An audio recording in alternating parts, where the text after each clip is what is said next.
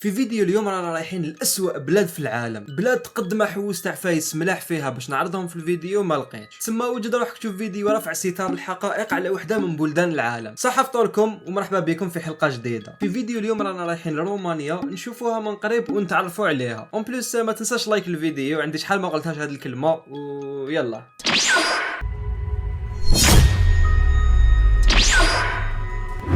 رومانيا هي واحدة من بلدان البلقان وجاية في شبه جزيرة البلقان جنوب شرق أوروبا، وتعتبر دولة جمهورية المساحة تاعها 295 ألف كيلومتر مربع، ومالغري صغيرة تعتبر أكثر وحدة من بلدان الأوروبية في عدد السكان اللي يوصلوا ل 19 مليون نسمة. واسم رومانيا عنده صلة بالإمبراطورية الرومانية القديمة. حاجة باينة أسامة، من الاسم عرفنا شغل، ما زدنا حتى حاجة جديدة. بالعقل برك الحاجة الجديدة أنه الأرض هذيك في الأصل كان اسمها داسيا، وهي هذيك اللي جات في راسك، شركة رومانية، وكانت دولة مستقلة قبل ما يجي الاحتلال الروماني باش يستعمرها. بصح بعد ما طاحت الدولة الرومانية هي البلاد الوحيدة اللي قاعدة تشادة في هذاك الاسم، مالغري كانت مستعمرة رومانية برك، تسمى ما عندها حتى علاقة بالأصل. والسبب علاش حافظوا على هذاك الاسم حتى اليوم ما على بالناش. المهم العاصمة تاعها هي بوخارست، ومعروفة بقصر البرلمان اللي كي تشوفوا تحس بلي كاين حكاية بيزار موراه.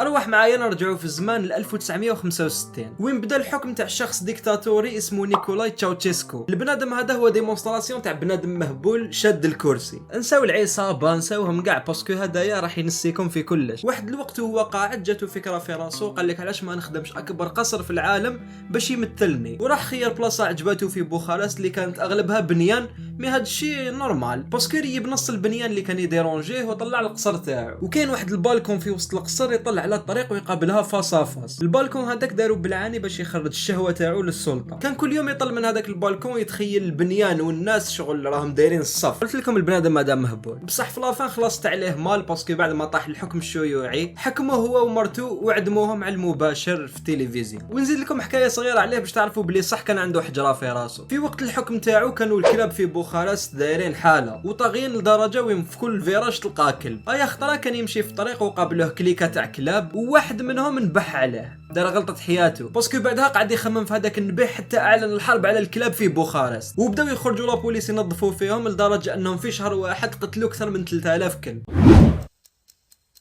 اذا تحسب بعد ما مات تشاوشيسكو تسقمت البلاد، لا خويا، ورجعت البلاد في بلاصه ما واحد يتحكم في العامه، رجع كل بنادم يتحكم في واش يحب. وهنا وين بداو بزاف عفايس كيما العنف الاسري والفساد القضائي في رومانيا. تقدر ترفع دعوه على بنادم ضربك بموس تخلص عليك نتايا في الحبس باسكو خليته يضربك، وتخاف ثاني تروح لتما السياحه وتخلص عليك في الحبس باسكو رحت لرومانيا. ويلكم تو رومانيا ماي فريندو. وكاين واحد البنادم ثاني من رومانيا حكيت عليه هنايا فلاشان. البنادم هذايا زوروا له شهاده الوفاه تاعو، راح رفع دعوه باش يبين باللي راهو عايش. من قبل القاضي في وجهه قالوا لا انت راك ميت وتنتحل في الشخصيه. كي تكمل الفيديو ضرب عليه طله او يخرج لك من الفوق. وكان ثاني قضيه اللي راهي دايره ضجه كبيره تاع اندرو تيت اللي رفدوه بلا سبه ومازالهم حاكمينه لليوم. قصدي اليوم اللي راني نصور فيه، تسمى اذا تلقاه في النهار اللي حطيت فيه الفيديو وانا خاطيني. اون بليس ما عندهم حتى دلائل مقنعه ضده، راهم يسيزيولوا في الممتلكات تاعو هكذا بلا سبه نفحت لنا. المهم القضاء الروماني كارثه.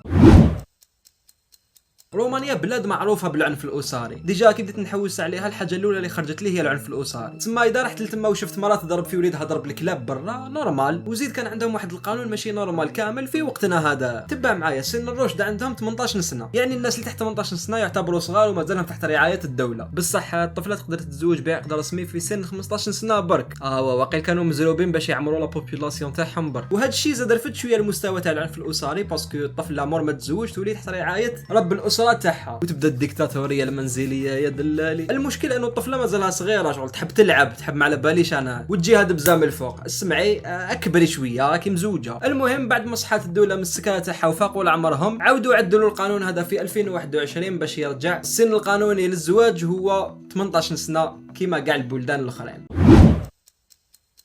رومانيا هي البلاد اللي بدات فيها اسطوره دراكولا ومصاصي الدماء، وقصر دراكولا جاي تما ويجوه السياح كل عام من الناس اللي حابين يشوفوا الاسطوره بحد ذاتها ولا اللي يامنوا بها. والاسطوره بدات من شخص واحد اللي كان يسكن في هذيك الدار اسمه فلاد الثالث ومعروف باسم الخازوق. والخازوق هذه هي عمليه هو ابتكرها اذا مانيش غلط، كان يعذب بها الاعداء تاعو في الحروب. والشرح الخفيف تاعها هو انه يدخل حطبه من فتحه الشرج ويخرجها من الفوق سواء من فمه ولا من كتافه ولا من اي بلاصه ويخليهم هكذاك حتى يموتوا. وبعد ما يموتوا كان يدي كيسان من من الدم تاعهم ويشربهم. هذه هي العفسه اللي خلاته يولي مصاص دماء. وبدات تمشي حكايته بعد موته وتتحرف حتى وصلت لعندنا بهذه الطريقه تاع بنادم يخرج غير في الليل ويمص الدم اكسيتيرا.